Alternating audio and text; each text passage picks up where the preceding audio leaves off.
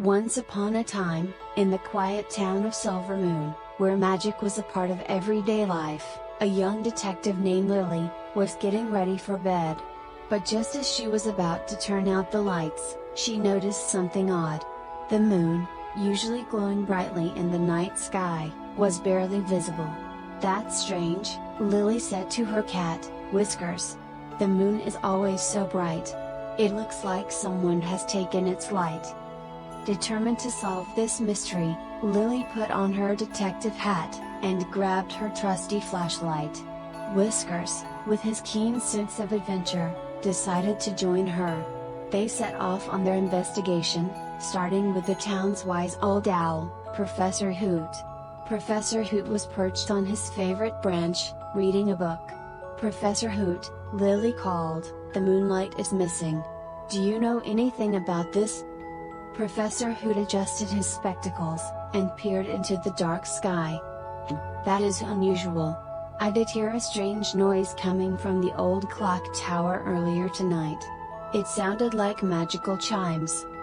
Lily and Whiskers hurried to the old clock tower, a tall, creaky building that had been silent for years. They climbed the winding stairs, each step echoing in the stillness. At the top, they found a door slightly ajar. Lily pushed it open, revealing a room filled with ancient clocks and gears. In the center of the room was a tall, silver contraption with a glowing crystal at its core.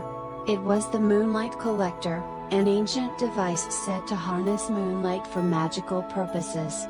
But tonight, the crystal was dim, and the gears were moving sluggishly.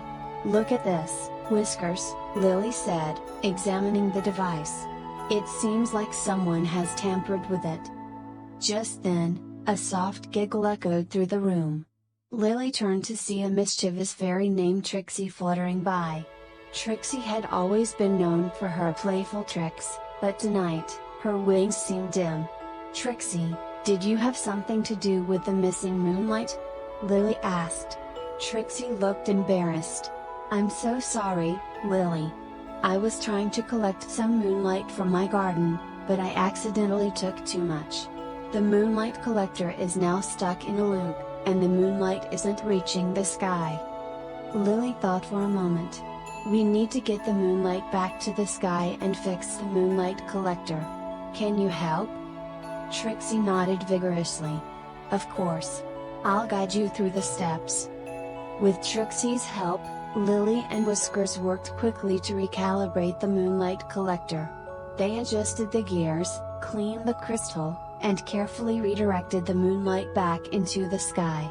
As they worked, Lily noticed the moon's glow gradually returning, growing brighter and brighter.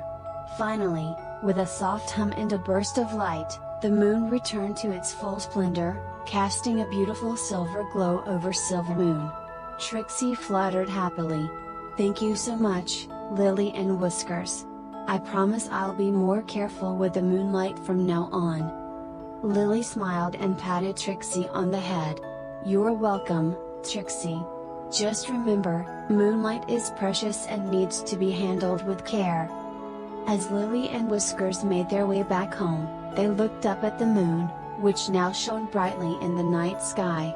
Lily felt a sense of accomplishment, knowing that the mystery of the missing moonlight had been solved. "Good night, Whiskers," Lily said as she snuggled into bed. "We did a great job tonight." Whiskers purred in agreement, and as Lily drifted off to sleep, the moon's gentle light filled her dreams with magic and adventure.